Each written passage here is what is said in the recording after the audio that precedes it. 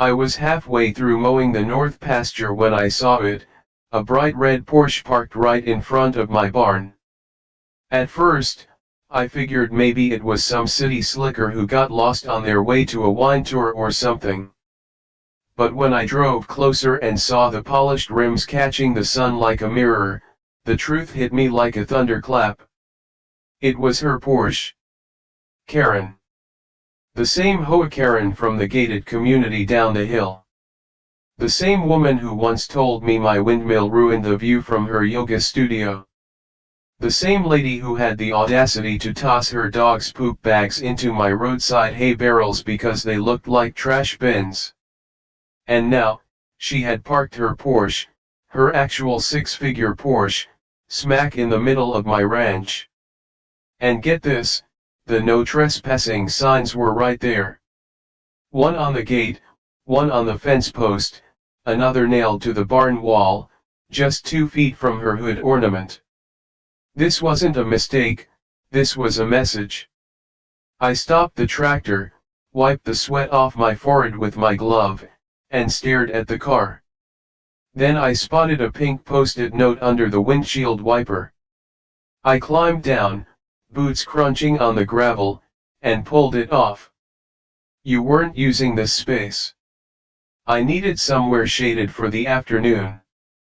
I'll be back before dinner. Don't be dramatic, Karen.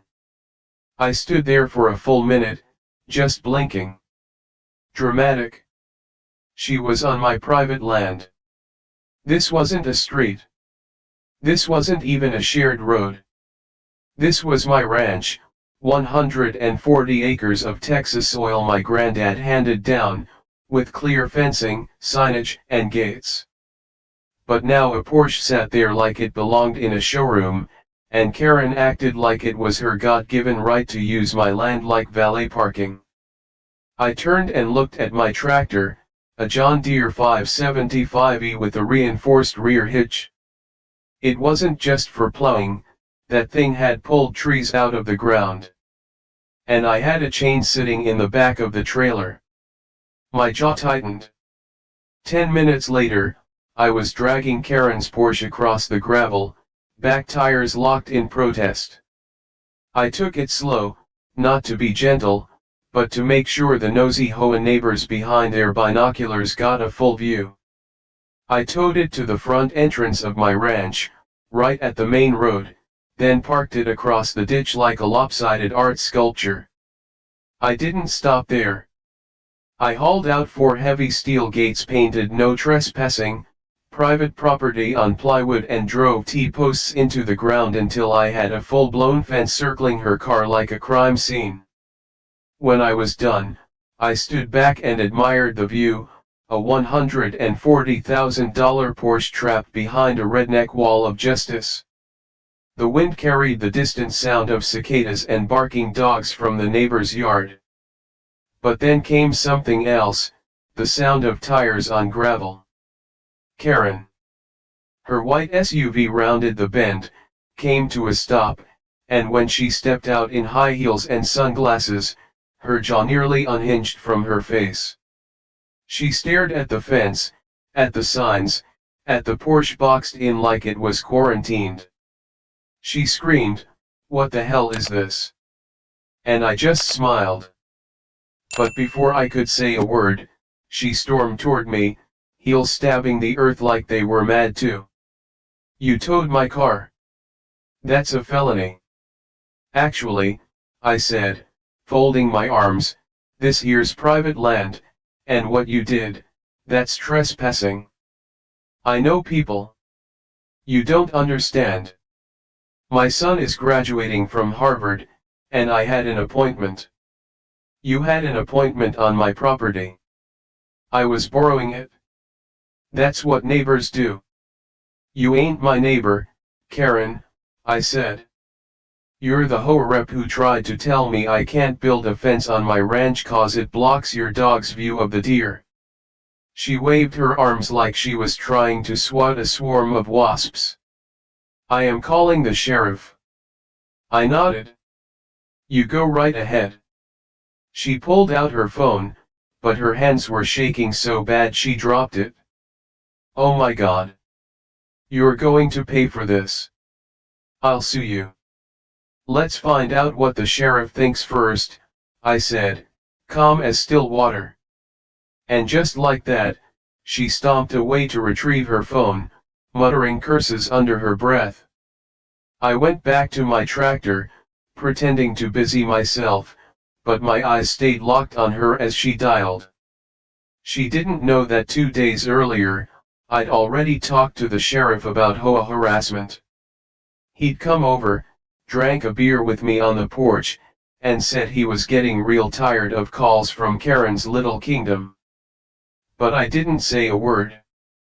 I wanted to see what she'd do when the sheriff arrived. As she waited, pacing like a furious flamingo, something shifted. I noticed a black Escalade pull up behind her SUV. Out stepped a man in a full suit and tie, definitely not from around here. He looked like the kind of guy who did business in buildings with more glass than concrete. Karen ran to him like she was rescued. "Roger. Thank God. For you, a free like is easy. But for me, it is the greatest support and encouragement. For this video, can you give me 1 like and 1 subscription? Thank you very much."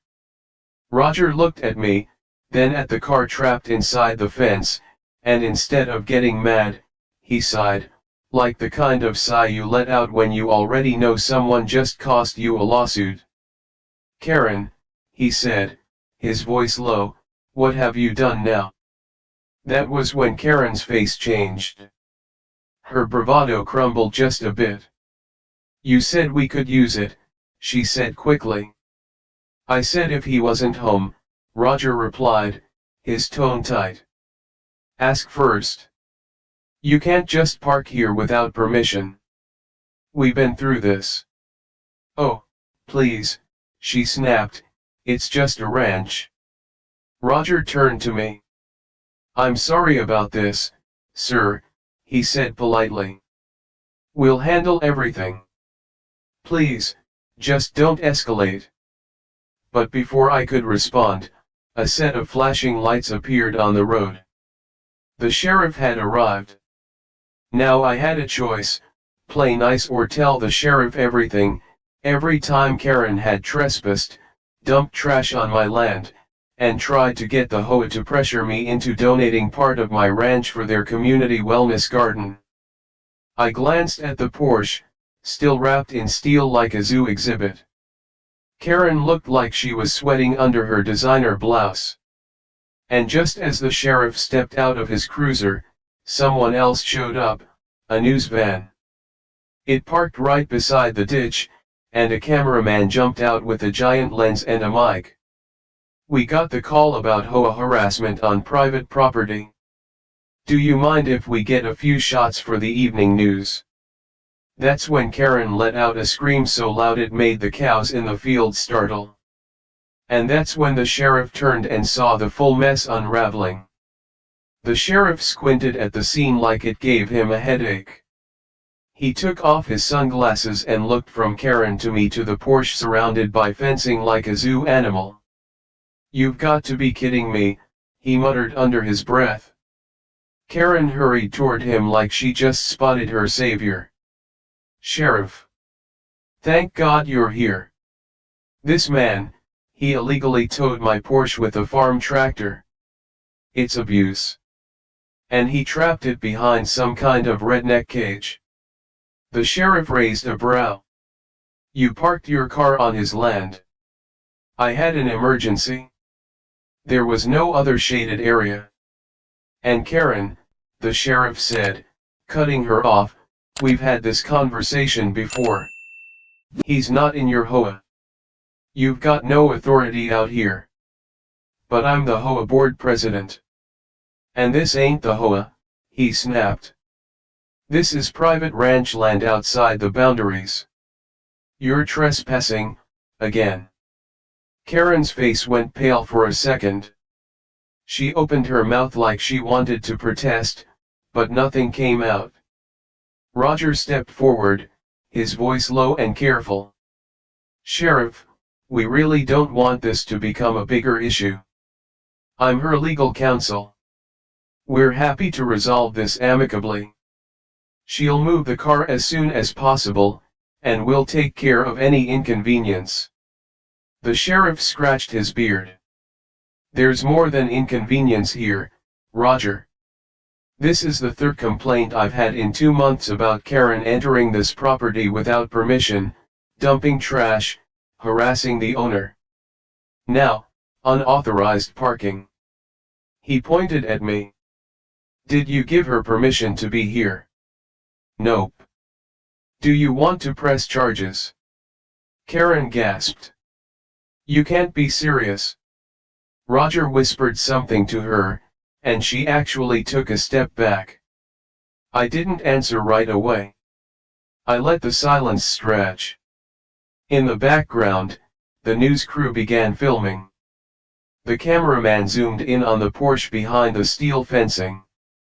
The anchorwoman stepped up beside the sheriff, asking, "Can you give us a statement about this ongoing Hoa dispute?" Karen turned bright red. "Turn those cameras off. They have a right to film in public," the sheriff said with a sigh. "You might want to step aside if you don't want to be seen." Karen looked like she was about to explode. She took off her heels and stormed barefoot toward the fence. "This is my car. I'm taking it out right now." I stopped her before she reached the gate. "Touch that fence, and you're damaging private property. You want to go through the sheriff, or we can do this the right way." She froze, trembling with rage. Roger gently pulled her back. "We'll cover the cost of towing and repairs, but please, let's de-escalate this." The sheriff nodded. "I'm going to recommend you cool down, Karen, or you'll spend the night in holding for trespassing and obstruction." Karen looked like someone had thrown cold water in her face. For a second, she looked at me, really looked, and maybe for the first time realized she wasn't untouchable out here. I didn't say anything. I just walked back to my tractor and sat down on the tire. "Let them sort it out." Roger went to speak with the sheriff in private, probably hoping to settle things quietly. The news reporter was still filming and asking questions, mostly about Hoa overreach and rural landowner rights. Karen crossed her arms and turned away from the cameras, trying to hide behind her SUV. Her whole body was shaking, not from cold, but from pure frustration. After a few minutes, the sheriff came over. "She's agreed to pay for the fence repair and towing, and she won't step foot on your ranch again without written permission." I nodded. "Sounds good. She also wants to apologize, but I'll leave that to you." "I don't need her to apologize," I said. "I just want her gone." The sheriff nodded again. "Understood." As he turned to leave, something caught my eye. 2 Hoa board members, Todd and Leslie, had pulled up in a silver Mercedes. Out, eyes wide as they took in the camera crew, the fencing, and Karen pacing beside the trapped Porsche. "Is this for real?" Todd asked. "She told us she had permission," Leslie added, her voice incredulous. I chuckled. "Well, she didn't." The sheriff filled them in on what happened, and both of them looked mortified. Todd rubbed the back of his neck. "This is bad. She didn't tell us she was targeting your property again. The board's been getting complaints, but we didn't know it had gone this far." "Maybe time for new leadership," I suggested without smiling. Todd looked toward Karen, who was still shielding her face from the camera like a celebrity caught shoplifting. He nodded slowly. "Maybe it is." The camera crew began wrapping up, and Roger came back over with a clipboard. "If you'll sign here, sir, We'll arrange to remove the car immediately and reimburse you for everything." I signed without a word. 2 hours later, Karen's Porsche was gone. So was Karen. But something strange happened the next morning at sunrise. I went out to feed the goats, and there, sitting on the gatepost, was a small envelope. No name, no writing, just a folded paper inside. It was a note: "I shouldn't have done what I did. I was wrong. I let power go to my head. You taught me a lesson. Don't think I'll forget it." No signature, but the handwriting matched the pink post-it note from the windshield. I didn't know what to make of it. Was it guilt? Was it part of some game? But before I could think about it much longer, my phone buzzed. It was a message from one of my old buddies in town: "Hey, you might want to come down to the courthouse. Something big's going down with the Hoa board." I didn't know what he meant, but I had a feeling the next storm was just around the corner.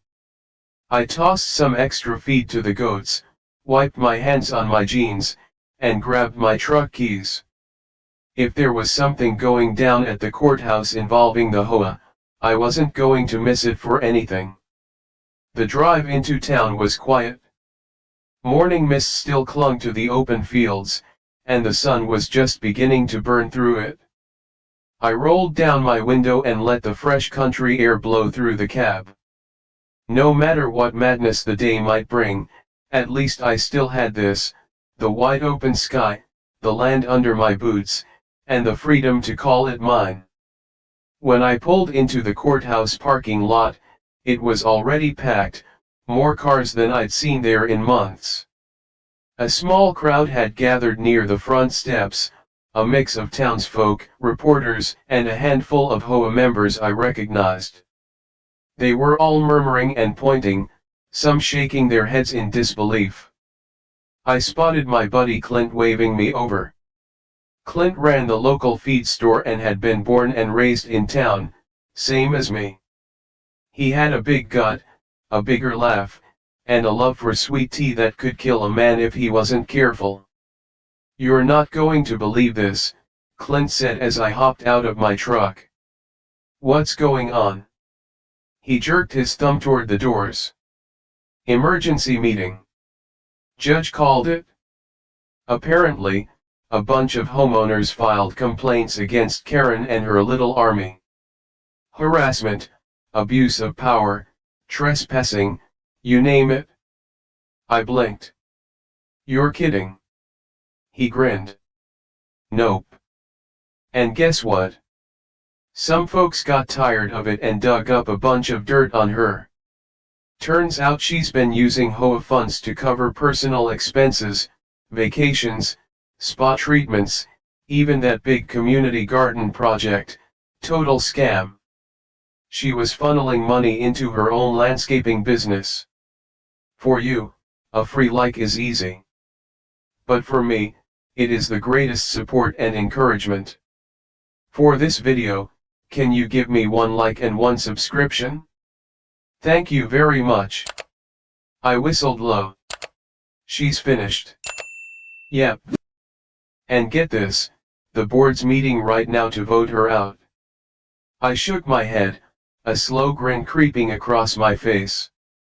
I hadn't planned it this way. All I wanted was my land respected. But karma had a funny way of handling bullies who thought they were above the rules. We pushed our way through the crowd and into the lobby.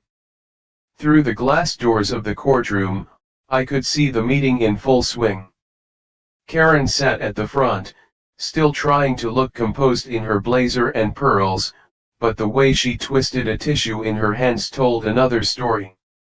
Todd, the Hoa vice president, stood at the podium, reading from a thick stack of papers. "And with these findings, the board has determined that Mrs. Karen Whitmore is no longer fit to serve in any leadership role within the Cedar Ridge Homeowners Association. A vote of no confidence has been called." Karen shot to her feet. This is a witch hunt. You're all jealous of me. Of my success. My family. Todd didn't even flinch. He just looked at the room. All those in favor of removal. Every hand shot up. Karen spun around, her eyes landing on me through the glass. For a second, just a second, I thought I saw something besides rage, maybe regret, maybe shame, maybe just the shock of realizing she wasn't untouchable after all. The judge banged the gavel once, sealing it. Removal is official. I turned to Clint. Well, I guess that's that. Not quite, he said, handing me a folded flyer he picked up from the table by the door. Check this out. I unfolded it. Cedar Ridge HOA, new community election. Seeking new board members to restore trust and integrity at the bottom in big letters. We encourage our local landowners to run for office. I laughed out loud. No way. I'm not getting dragged into that circus. Clint chuckled. Come on.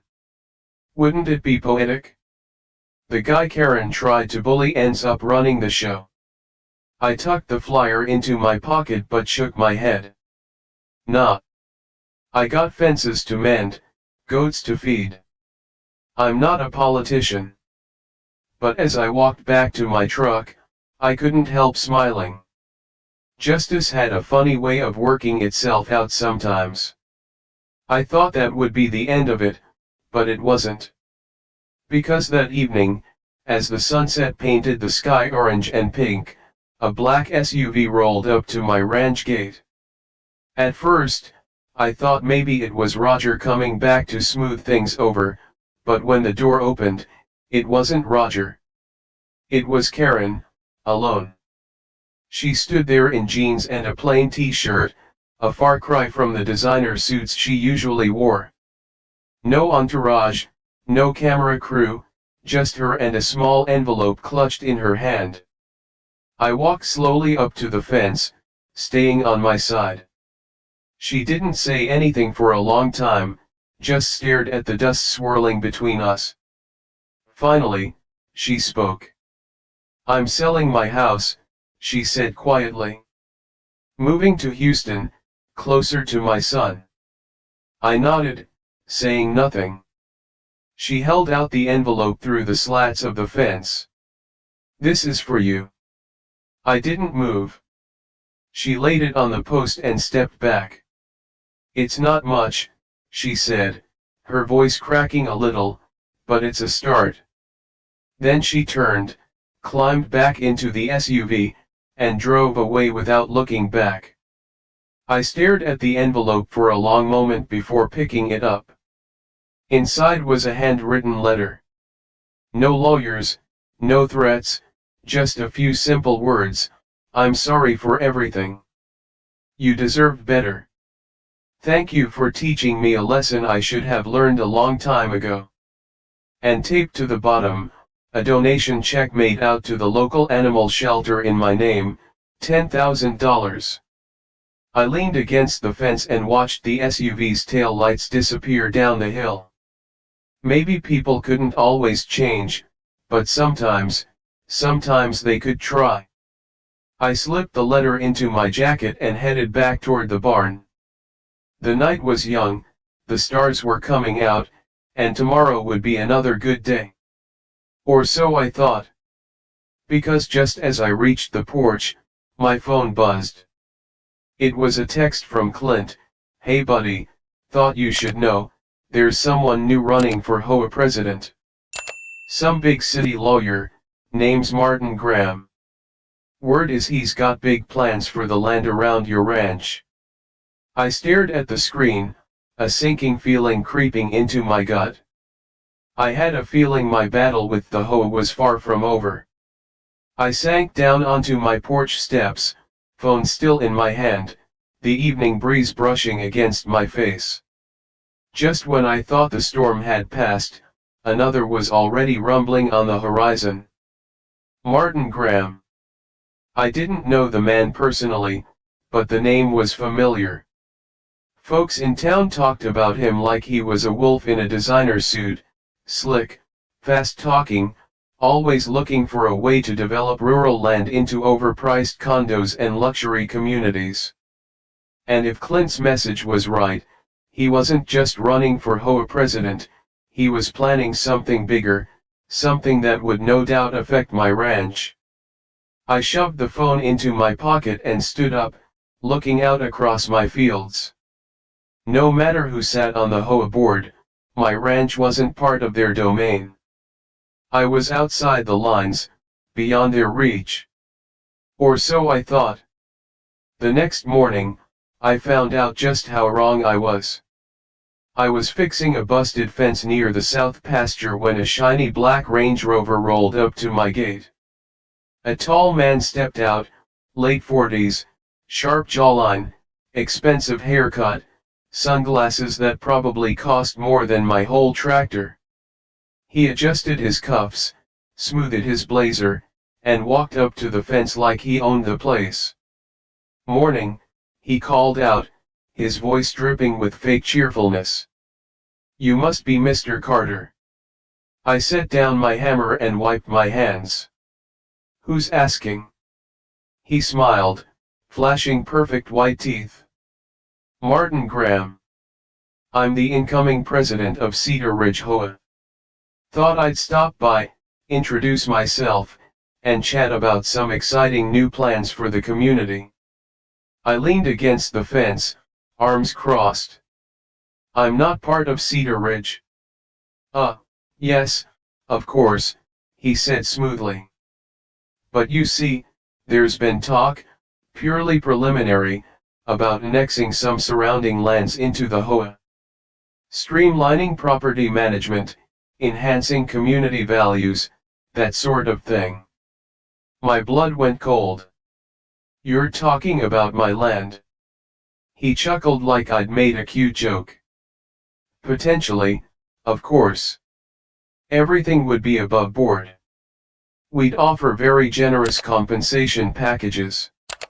And think about it, you'd benefit from HOA security, road maintenance, increased property values." I cut him off. "Not interested." He raised an eyebrow, clearly not used to hearing no. "Now, Mr. Carter, I think you'll find it's in your best interest to at least consider the proposal. Otherwise, things can get complicated." I stared at him hard. Was that a threat? He smiled again, but it didn't reach his eyes. "Of course not. Just a friendly piece of advice." Without another word, I turned my back on him. Up my hammer and went back to fixing the fence. I heard his shoes crunching on gravel as he returned to his Range Rover, but before he left, he called out, "You'll be hearing from us soon." The engine roared to life, and he sped off, leaving a cloud of dust in his wake. I watched him go, heart thumping in my chest. This wasn't over. That night, I barely slept. I kept thinking about my granddad, about how he'd spent 50 years building this ranch with his own two hands, about the promises he made to keep the land free and wild for as long as our family name was tied to it. I wasn't about to let some HOA snake take that away. The next morning, I drove into town and headed straight for the county clerk's office.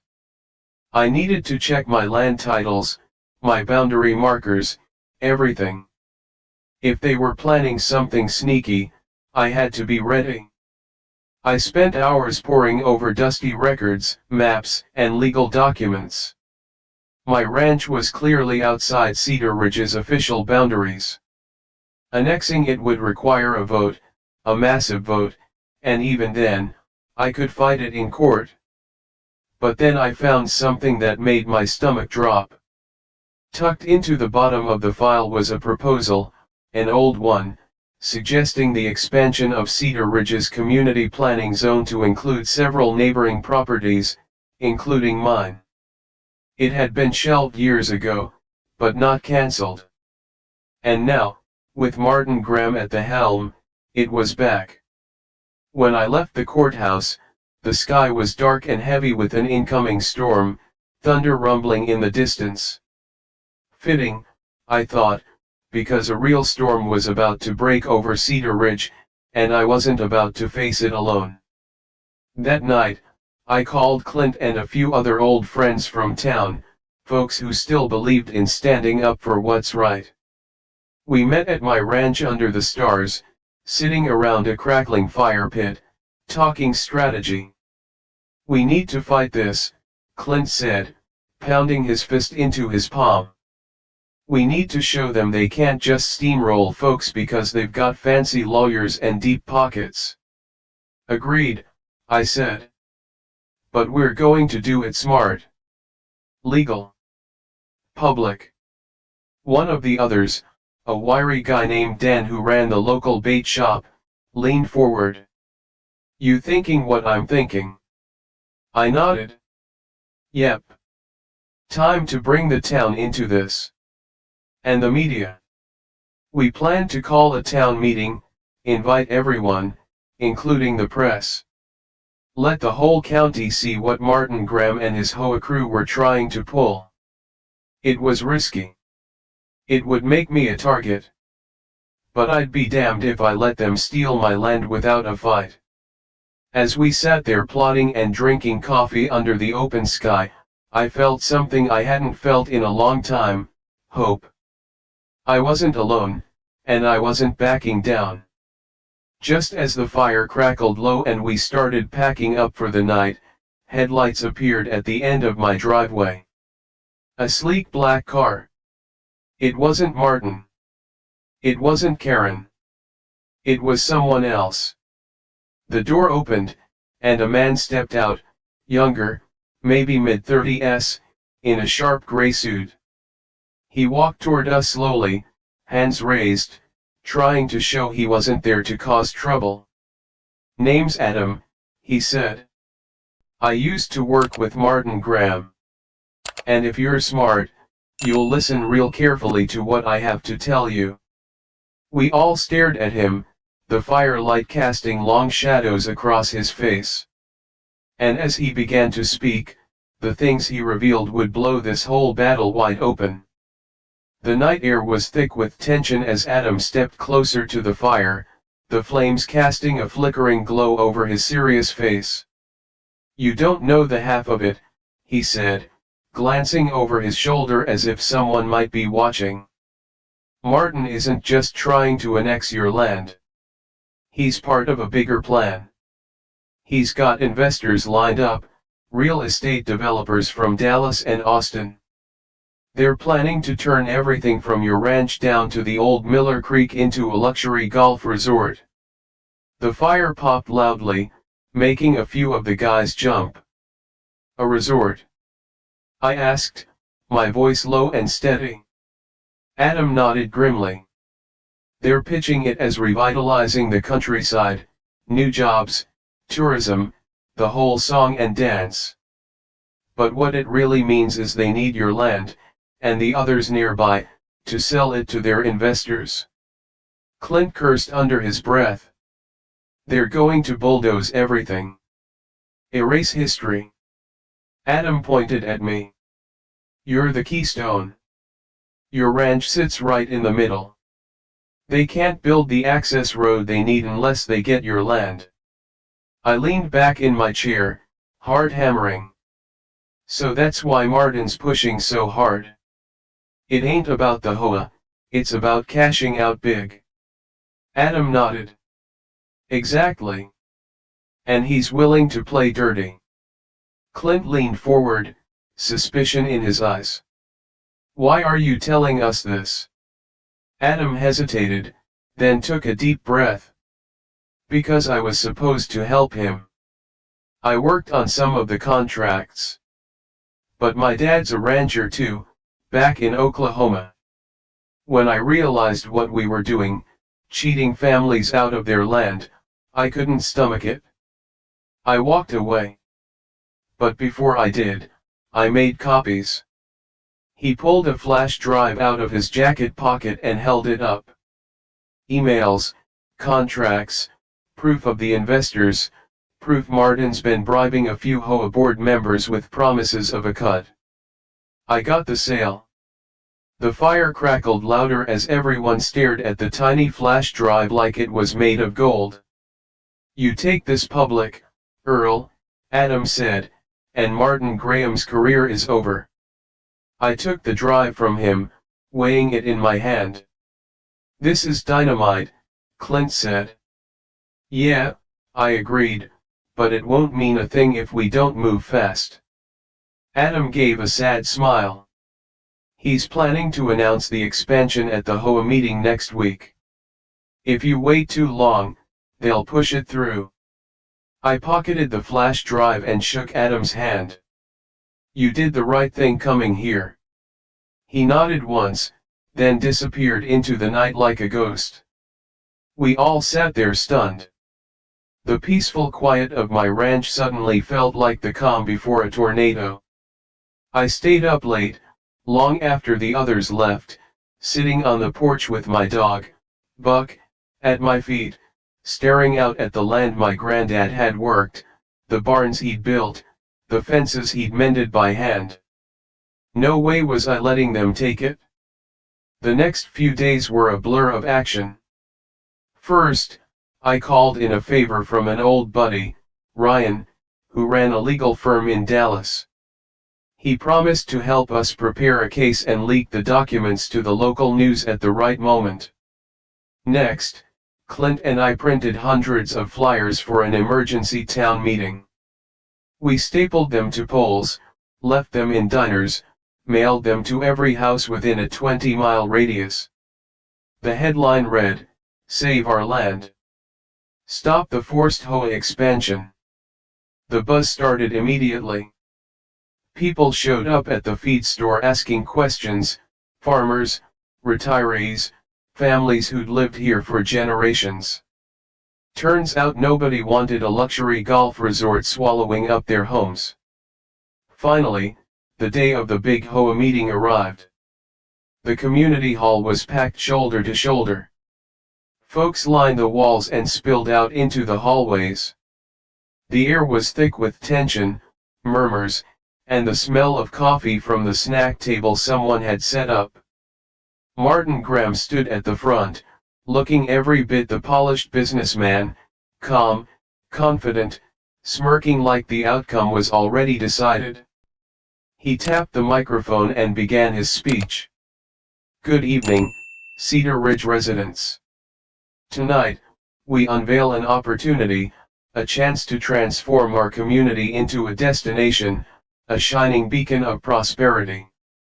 He clicked a remote, and a giant screen behind him lit up with glitzy images of golf courses, resort hotels, and fancy shopping plazas. The crowd murmured, some in awe, some in anger. I waited until he was in full stride, bragging about increased property values and enhanced community standards, before I made my move. I stood up slowly. Question for you, Martin, I called out loud enough that heads turned. Martin paused. Yes, Mr. Carter. You plan on mentioning to everyone how you already signed agreements with developers, promised HOA board members a cut of the profits, bribed them to vote for annexation. The room went dead silent. Martin's smirk faltered. You have no proof, he said, trying to sound amused. I held up the USB drive and smiled. Actually, I do. The projector screen behind him suddenly blinked. Ryan was at the back of the room, laptop connected to the feed, and all those emails, all those secret contracts, lit up the wall for everyone to see. Gasps filled the hall. Someone shouted, "That's illegal." Another yelled, "You sold us out." Martin stammered, This is fabricated." The sheriff himself, who had come to keep the peace, stepped forward. "We'll be taking that under investigation, Mr. Graham." The shouting grew louder. Some folks started chanting, "Save our land! Save our land!" Martin's face turned beet red in the chaos. Karen, yes, Karen, stood up from the back row where she'd been hiding and shrieked, "I warned you all. I warned you." Nobody paid her any mind. The sheriff walked up to Martin and said, "You're coming with me. We're going to have a little chat downtown." And just like that, Martin Graham was led out of the hall in handcuffs. The crowd erupted into cheers. I stood there in the middle of it all, heart pounding, feeling a swell of pride like I hadn't felt since the day my granddad first let me ride the tractor alone. But even as I soaked in the victory, I knew this wasn't the end. The developers would still be out there. Someone else might try again someday. But for now, the land was safe. For now, we had won. As the crowd celebrated, a man approached me, older, weathered, with a slow, easy walk. "You're Carter's grandson, aren't you?" he asked. "Yes, sir. For you, a free like is easy. But for me, it is the greatest support and encouragement. For this video, can you give me 1 like and 1 subscription? Thank you very much." He nodded. "Your granddad would have been proud today." I swallowed hard against the lump in my throat. "Thank you," I said. He tipped his hat and walked away. And that's when the mayor of Cedar Ridge, a stocky woman named Ruth, climbed up on stage and tapped the mic. "Now that we've cleaned house," she said, "we need a new leader. Someone who cares about the land and the people. Someone like Mr. Carter." The crowd roared. My mouth dropped open. "Wait, wait, wait," I said, holding up my hands. "I didn't sign up for this." But the crowd chanted my name louder and louder, stomping their feet, clapping their hands. It was happening again. I thought I had finished the fight, but now they wanted me to lead the charge. As I stood there stunned, Clint elbowed me and whispered, "Come on, man. You know you're the only one crazy enough to do it right." I laughed and shook my head, because deep down I knew he was right. But before I could answer, the doors to the hall slammed open, and a new figure walked in.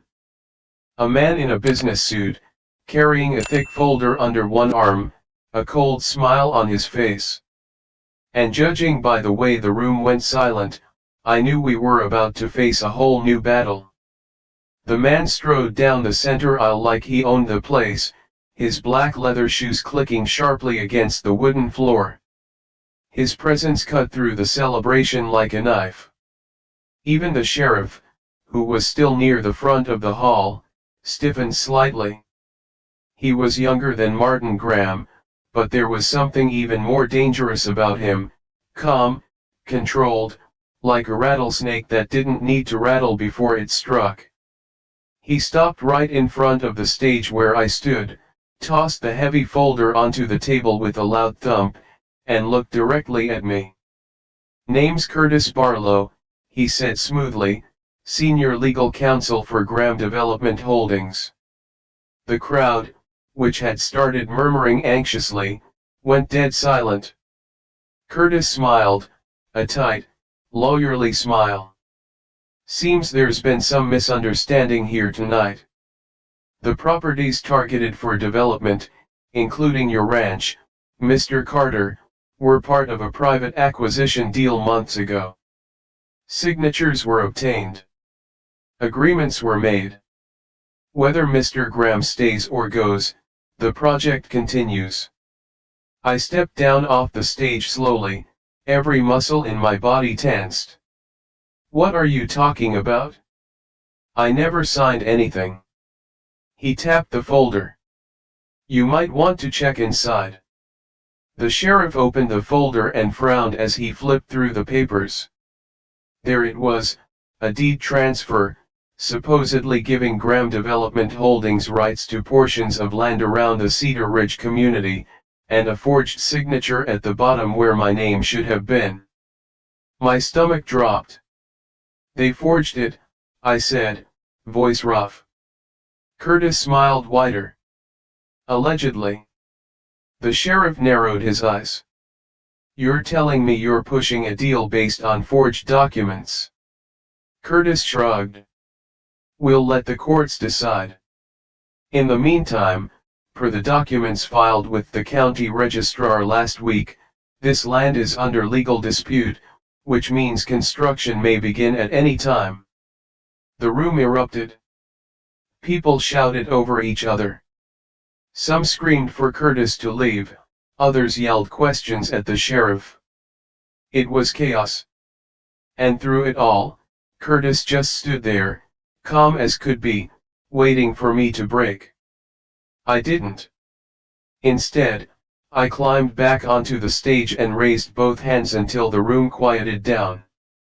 "Listen up," I said loudly. "This isn't over. Not by a long shot." Curtis smirked. "We're going to fight this," I said, sweeping my gaze across the room. "Every signature, every document.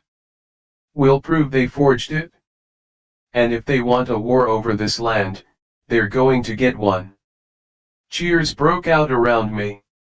Clint whooped loud enough to shake the rafters. The sheriff leaned in close and said under his breath, "You've got a case, Carter. A real good one.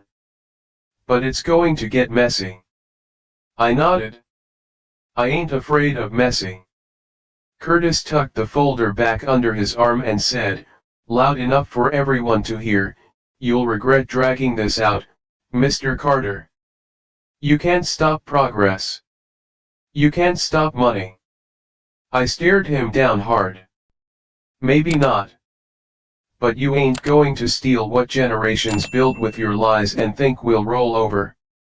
He shrugged like it didn't matter to him either way, then turned and walked out of the hall without another word. As soon as he was gone, people swarmed me. "What are we going to do?" someone asked. "They're going to start bulldozing if we don't stop them," shouted another. I raised my hands again. "We stay calm," I said. "We fight smart. We gather evidence. We file injunctions. We make so much noise the developers can't sneeze without 100 reporters asking questions." The mayor, Ruth, stepped forward and clapped me on the back. "And we back you up, Earl, every step of the way." The townsfolk nodded, some clapping, others raising fists in the air. In that moment, I realized something. It wasn't just about my ranch anymore. It was about the whole community. We weren't just fighting for acres of dirt and grass, we were fighting for our way of life, for the open skies, for the legacy of those who came before us. The meeting ended late that night. Plans were made. Volunteers signed up. Lawyers were called. As I drove back to my ranch, exhaustion tugged at my bones, but my mind was racing. When I pulled up to the gate, I spotted something strange, a set of tire tracks leading onto my property, fresh ones. I grabbed my flashlight, heart pounding, and followed them through the pasture. That's when I saw it, a big white stake driven deep into the ground near my barn, with a bright orange ribbon tied to it. On the ribbon were the words, "Future site of Cedar Ridge Golf Resort, Phase 1 construction." My blood boiled.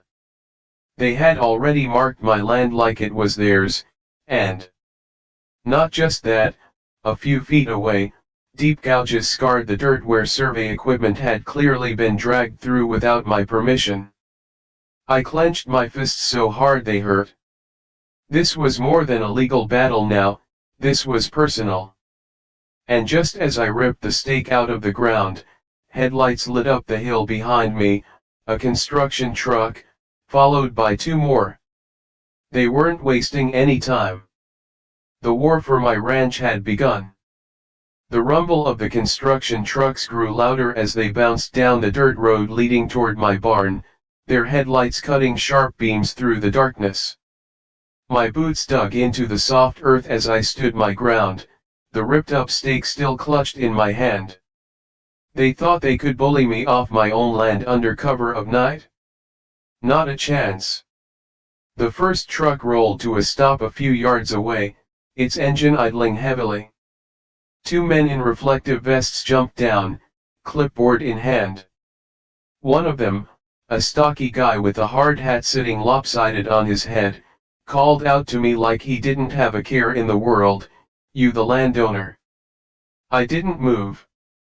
"Yeah, we're here to start preliminary soil testing. Got authorization right here," he said, waving the clipboard like it was a get-out-of-jail-free card. "Authorization from who?" I asked coldly. "From Cedar Ridge Development Board. Legal and binding." I stepped forward into the truck's headlights so they could see my face clearly. "This is private property," I said. "You are trespassing." The second guy shifted nervously.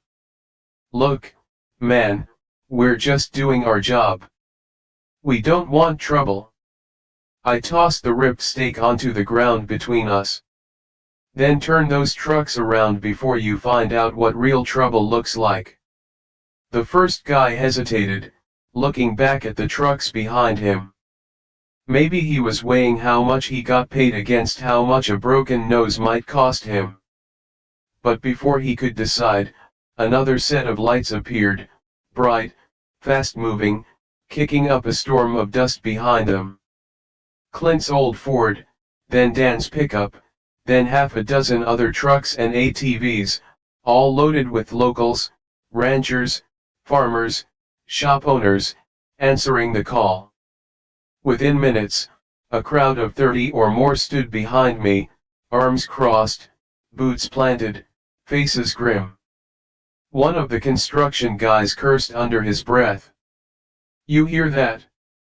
I said, voice steady. "That's the sound of a town that ain't for sale." Clint strode up beside me, baseball bat resting casually over his shoulder. "You boys might want to skedaddle," he said, grinning wide, "before the sheriff gets here and charges you with criminal trespass." As if on cue, red and blue lights flashed in the distance.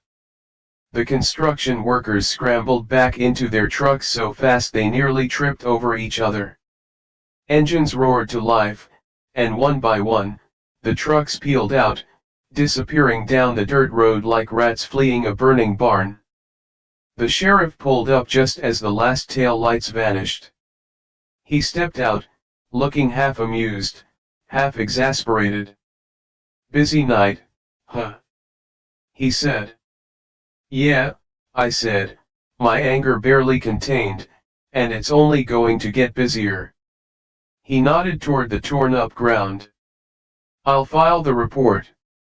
Vandalism, trespassing. You've got more ammo for court now." "Appreciate it, Sheriff." He tipped his hat. "You ever think about installing cameras out here? Motion detectors might catch them next time before they get this close." "Already working on it," I said. As the sheriff started photographing the scene, the townsfolk gathered around me. "What's next, Earl?" Dan asked. "We fight smarter," I said. "They think we're just a bunch of farmers and ranchers. They're wrong. We're going to be organized, loud, legal." The mayor, Ruth, pushed through the crowd, holding up her phone. "I've got a news station lined up for tomorrow morning. They want to do a story about tonight, live coverage." "Good," I said. "The whole country is going to hear about this before they lay a single brick." We spent the rest of the night working like an army. Clint and a few others rigged up security cameras and motion sensors around my property. The women organized a social media campaign, blasting out the story with pictures of the illegal survey markers and tire tracks across my field. By dawn, our story had already gone viral. Small-town rancher fights billion-dollar developers in Texas standoff, Hoa scandal grows, landowners rally against forced annexation. The town hall was set up for interviews. Reporters from Austin and Dallas arrived, swarming the area like bees to honey. They interviewed everyone, me, Clint, the mayor, even little Miss June from the bakery, who told them off in the sweetest, most savage way possible. Meanwhile, Ryan, my lawyer friend, filed injunction after injunction, burying Graham Development Holdings in legal paperwork. For every surveyor they sent, we sent a sheriff's deputy. For every bulldozer they rolled out, we rolled up twice as many trucks filled with furious neighbors, ready to document every inch of illegal activity. Days turned into a week, then 2. Public pressure mounted. State politicians started weighing in. And finally, the bombshell hit. Attorney General announced a full investigation into Graham Development Holdings for fraud, forgery, and illegal annexation attempts. Curtis Barlow, the smug lawyer who had threatened me that night at the town hall, was arrested for conspiracy to commit fraud. And Martin Graham? They found him trying to board a private jet out of state. He was in handcuffs before he could even hand over his boarding pass. The resort project was dead. Every deal they tried to push through was voided. The land was safe. We were safe. It didn't just end there either. The Cedar Ridge Hoa was dissolved completely, the whole rotten organization wiped clean like a bad stain. In its place, the townsfolk voted to form a new, voluntary neighborhood association, one that couldn't force anyone into anything without full consent. And they voted me, against my will but with my full heart, to serve as its first head. I accepted under one condition, that the first rule written into the charter would be simple and clear: respect the land, respect each other. And that's exactly what we did. Months later, life returned to normal. The fields grew green again. The cattle grazed under wide blue skies. The kids played ball in the empty lots that once had future resort signs hammered into them. And me? I sat on my porch every evening, Buck at my side, watching the sunset spill across the hills like a promise. One evening, Clint pulled up with a six-pack and a grin. "You know," he said, cracking open a beer, "for a guy who didn't want any trouble, you sure started one heck of a revolution." I laughed deep and easy. "I didn't start anything, Clint. I just finished what somebody else tried to take." And we sat there, two old friends, watching the stars come out one by one, free the way it was always meant to be, the way it would stay as long as we had breath to fight for it. And somewhere out there, I swear I could feel my granddad smiling. There wasn't much left to say after that. The seasons rolled on, each one more peaceful than the last. Spring brought wildflowers so thick they painted the fields in blue and yellow. Summer meant hay bales stacked high and bonfires where folks gathered to celebrate what we'd saved. In the fall, the harvest festivals returned, bigger than ever, full of laughter, pie contests, and slow dancing under the open sky. The best part? Nobody looked over their shoulder anymore. No bulldozers, no surveyors, no rich men trying to carve up the earth like it was theirs to sell.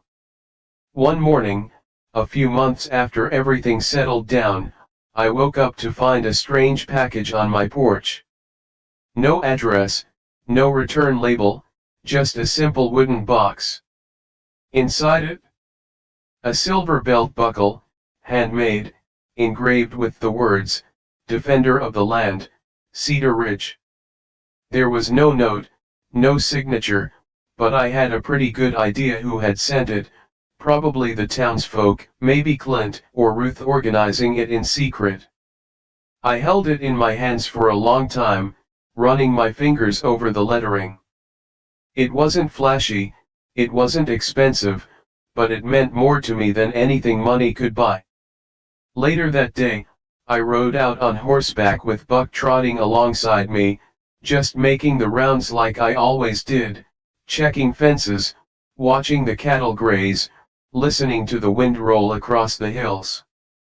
When I got to the highest ridge, the one that overlooked the whole valley, I dismounted and just stood there. The sun was setting again, a ball of molten gold slipping behind the far-off trees, painting everything in deep reds and purples. I thought about all we'd been through, the fights, the fear, the victories. I thought about the folks who stood with me when it would have been easier to walk away. And I thought about the land, this wild, stubborn, beautiful land that had outlasted every fool who ever tried to tame it. I pulled the silver buckle from my pocket and held it up to the light. Then I smiled. Because no matter what, this place was home. And as long as I lived, nobody was ever going to take it away again. The fight was over. The ranch was safe. And the spirit of Cedar Ridge, the true spirit, was alive and well for generations to come. I slipped the buckle into my belt, climbed back into the saddle, and turned for home under the wide-open Texas sky, where freedom ran deeper than roots and prouder than rivers, where a man, his land, and his word still meant something, and always would.